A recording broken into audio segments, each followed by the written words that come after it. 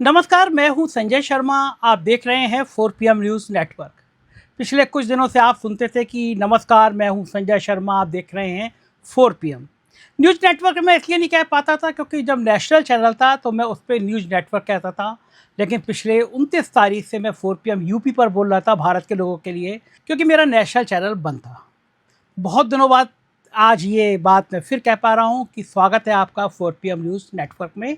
आप सबके देश और दुनिया के तमाम लोगों के प्यार और दुआओं के कारण 4 PM news network channel, national channel फिर से शुरू हो गया।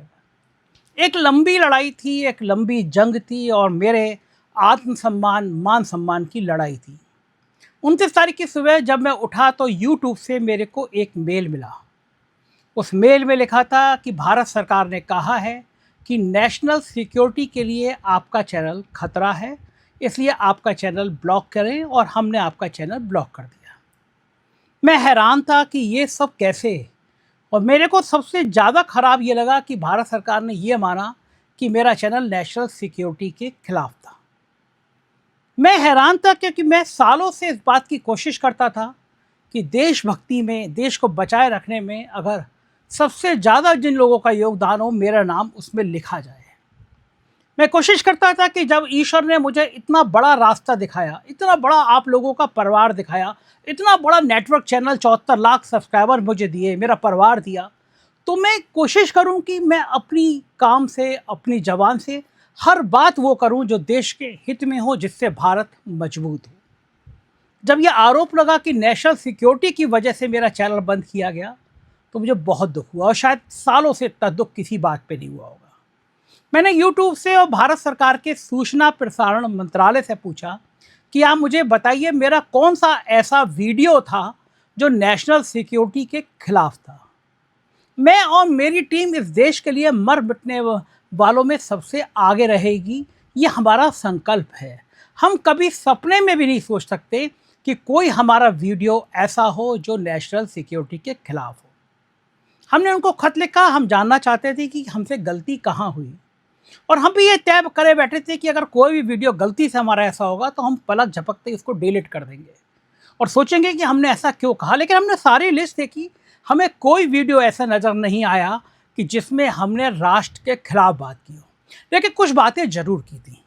हमने पूछा था कि पहलगाम में जब घटना हुई थी तो वहाँ सिक्योरिटी क्यों नहीं थी, किसकी जिम्मेदारी तय होगी, और ये सवाल वाजिब थे। और 29 तारीख तक भारत और पाकिस्तान के बीच में जो युद्ध जैसे हालात बने, वैसे हालात भी नहीं थे। एक आतंकी घटना हुई थी और हमें उस पर सवाल पूछने का बिल्कुल हक था, क्योंकि लोकतंत्र तभी मजबूत होता है जब उस पर सवाल पूछे जाते हैं। लेकिन कहीं से कोई खत नहीं आया, और मेरे माथे पर ये एक दागनुमा एक एहसास था कि मैं नेशनल सिक्योरिटी के खिलाफ हूँ। अंदर से मैं रातों में सोते समय मेरे को एकदम घबराहट सी होती थी, उठता था कि ये शब्द मेरी ज़िंदगी में कैसे आ गया कि मैं नेशनल सिक्योरिटी के खिलाफ हूँ, भारत की सिक्योरिटी के खिलाफ। अंततः मैंने तय किया कि देश के सबसे बड़े मंदिर, सर्वोच्च न्यायालय में मैं जाऊँगा, वहाँ पर मैं अपनी बात करूँगा। मुझे पूरा यकीन था कि इस देश का संविधान इतना मजबूत है कि किसी भी व्यक्ति के ऊपर वो अन्याय नहीं होने देगा। मेरे को पता नहीं था, सुप्रीम कोर्ट में इससे पहले गया नहीं था, तो वहाँ तक जाने के बाद और कैसे जाया जाएगा, कैसे पहल की जाएगी, तो मैं सबसे पहले अपने मित्र हैदर भाई के पास पहुँचा। आप जानते हैं उनका कई बार मैंने वीडियो में नाम लिया है, उनका चेहरा है, इनका ट्विटर अकाउंट है, और ये हैदर भाई मेरे कानूनी मामलों में मेरे मित्र भी हैं, मेरे छोटे भाई जैसे हैं। आप बहुत बढ़िया रिट तैयार करते हैं। फिर हम लोगों ने फैसला किया कि हमको दिल्ली जाना है, सुप्रीम कोर्ट में अंततः ये रिट करनी है, क्योंकि ये बड़ी लड़ाई है। तलहा साहब एक बहुत शानदार नौजवान एडवोकेट, विदेश से पढ़ के आए हैं। ये आप चेहरे में देख रहे हैं उनको, ये इनका ट्विटर अकाउंट है। तलहा साहब ने बहुत मेहनत के साथ और हैदर जी ने, दोनों ने मिलकर बैठकर रेट तैयार की, और मेरे लिए एक बड़ा आत्मसम्मान, मैं कहूँगा कि शायद मेरी ज़िंदगी के सबसे बड़े आत्मसम्मान में से एक बात थी कि मुझे कपिल सिब्बल जी से मिलने का मौका मिला। जो शख्स हमेशा गरीबों की, मजलूमों की, देश के पिछड़े दबे लोगों की आवाज़ बन के उठता है, जो शख्स सुप्रीम कोर्ट में इन सब लोगों की ताकत बन के उठता है, मैं उनके पास में गया। उनके बारे में मेरी उनसे क्या क्या बातें हुई, ये मैं एक अलग सा वीडियो बनाऊंगा। अंततः मैं उनके पास में गया, उनको रिट दिखाई, उन्होंने कुछ संशोधन किए और उसके बाद ये तय किया कि कपिल सिब्बल साहब मेरा मुकदमा लड़ेंगे। मन ही मन यकीन मानिए मैंने उस दिन ये मान लिया था कि इस मुकदमे में जीत तो मिलनी ही मिलनी है, क्योंकि कपिल सिब्बल जहाँ खड़े होते हैं वहाँ न्याय की बात और मजबूती से और दमदार तरीके से की जाती है, लड़ी जाती है। ये सारा कुछ हो गया, हमारा नेशनल चैनल बंद था और मैं सभी लोगों का आभार व्यक्त करूंगा। देश के सारे बड़े जर्नलिस्टों ने, छोटे पत्रकारों ने, गांव देहात के पत्रकारों ने मेरे लिए आवाज़ उठाई। जिसने सामर्थ्य था उसने फेसबुक पे लिखा, ट्वीट किया, वीडियो बनाए और शायद सरकार को अंदाज़ा नहीं था, वो तो प्रयोग करके देखना चाह रही होगी मेरे ऊपर कि एक चैनल को बंद करते हैं और फिर देखते हैं क्या होगा। लेकिन सरकार को अंदाज़ा नहीं था कि पूरे देश की ताकत इस तरह खड़ी हो जाएगी। पॉलिटिकल पार्टी के सारे बड़े से बड़े नेता एक मंच पर आ गए, 4 PM के बंद होने का विरोध किया और लड़ाई बढ़ती चली गई। सुप्रीम कोर्ट जब मैं पहुंचा, जिस दिन तारीख थी, मुझे बिल्कुल मेरे रोंगटे खड़े हो गए, मुझे अंदाज़ा नहीं था। सुप्रीम कोर्ट के कोर्ट नंबर 2 में गवई साहब की हमारी सुनवाई होनी थी। मैं बाहर खड़ा, कम से कम 2 दर्जन अधिवक्ता सुप्रीम कोर्ट में सीनियर एडवोकेट वो मेरे पास आए। 4 PM को जानते थे, उन्होंने मेरे संग फ़ोटो खिंचाए, बातें करी और मेरा हौसला बढ़ाया। मुझे अंदाज़ा नहीं था कि सुप्रीम कोर्ट के सीनियर लॉयर भी मेरे को 4 PM को इतना देखते होंगे। बातचीत की शुरुआत हुई, उन लोगों को बताया और फिर सुप्रीम कोर्ट में मुद्दा आया, हमारी रिट की सुनवाई का मुद्दा आया। कपिल सिब्बल साहब ने बहुत दमदार तरीके से कहा कि हमको कोई नोटिस नहीं दिया गया, कोई मौका नहीं दिया गया, हमें पता ही नहीं है हमारा कौन सा वीडियो है, और सीधा सीधा हमारा चैनल ब्लॉक कर दिया गया। इस देश के माननीय न्यायमूर्ति जी वो इस बात से सहमत थे कि इस तरह नहीं होना चाहिए, तभी उन्होंने सरकार को नोटिस दिया और ये कहा कि हमें सरकार का भी पक्ष सुनना चाहिए कि सरकार ने क्यों बंद किया। 1 हफ्ते का समय दिया।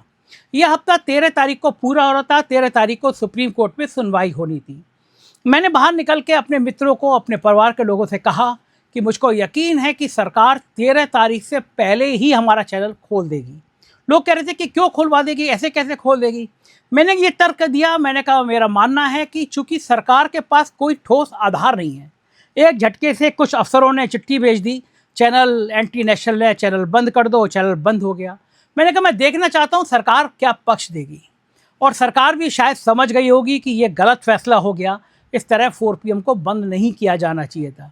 मुझे लगता है कि सरकार को लगा होगा कि 4 PM है, बंद कर दो, कौन सा बहुत बड़ी बात हो जाएगी। अंदाज़ा नहीं था कि 4 PM अब जब जनता खड़ी होती है, जनता की आवाज़ कोई चैनल बनता है तो उसकी ताकत इतना ही आ जाती है, ये सरकार को अंदाज़ा नहीं था।